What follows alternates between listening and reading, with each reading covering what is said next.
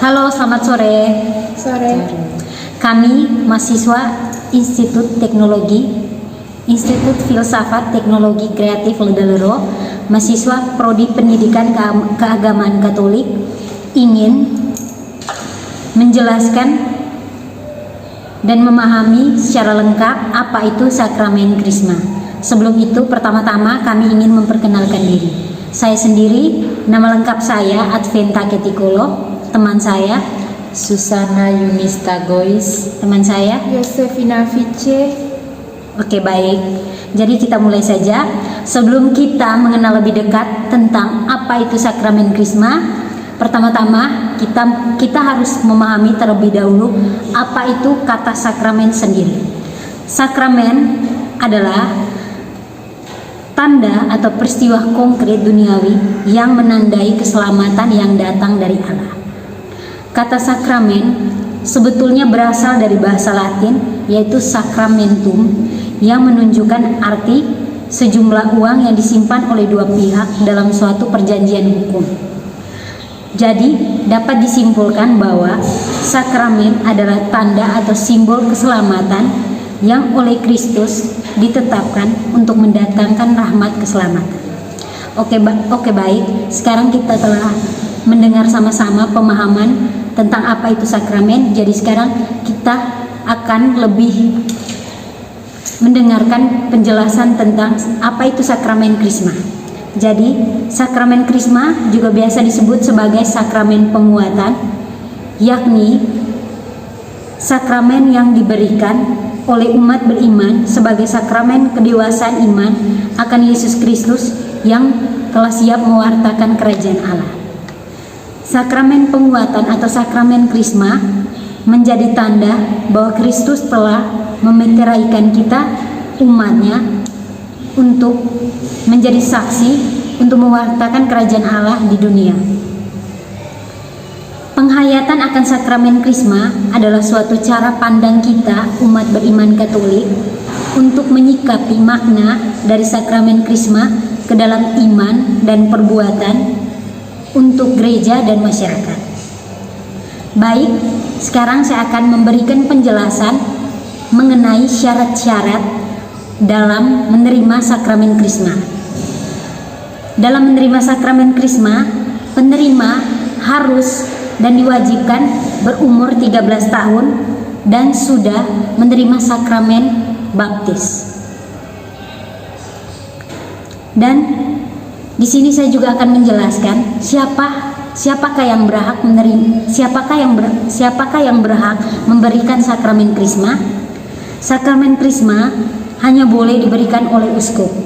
Namun di suatu sisi, jika uskup tersebut mengalami suatu halangan atau tidak bisa memberikan sakramen Krisma tersebut, uskup bisa memberikan wewenangnya kepada imam atau imam-imam yang berada di paroki atau di wilayah keuskupan tersebut. Jadi baik, sakramen Krisma hanya boleh diberikan oleh uskup jika saja uskup itu berhalangan. Imam yang diberikan oleh wewenang oleh uskup tersebut dapat juga memberikan sakramen Krisma. Oke, baik teman-teman, sampai di sini penjelasan saya. Apakah teman-teman cukup memahami apa itu sakramen Krisma? Ya, kami paham. Jadi, apakah teman-teman di sini tahu apa simbol dari sakramen Krisma? Simbolnya itu ada minyak, ada minyak saja kalau setahu saya. Oke.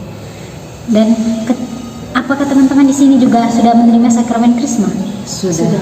Dan pada saat uskup atau imam yang memberikan sakramen Krisma, ketika simbol atau tanda yang uskup berikan di dahi kita seperti tanda salib dan menyebut nama malaikat pelindung kita, apakah teman-teman mengerti apa itu makna dari simbol tersebut?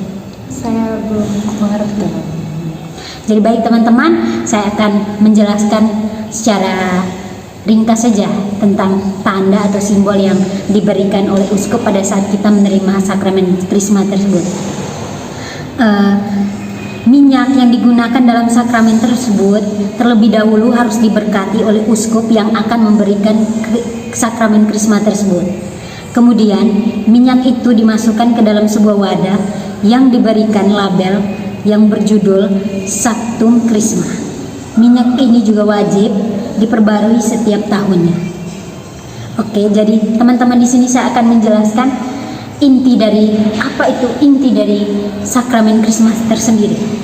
Inti dari sakramen Krisma atau sakramen penguatan adalah pembaruan Injil, pembaruan janji baptis kita sendiri sebagai umat beriman Katolik untuk menghubungkan sakramen penguatan dengan sakramen baptis yang telah kita terima sejak kita baru dilahirkan atau kita berumur 5 bulan atau seterusnya.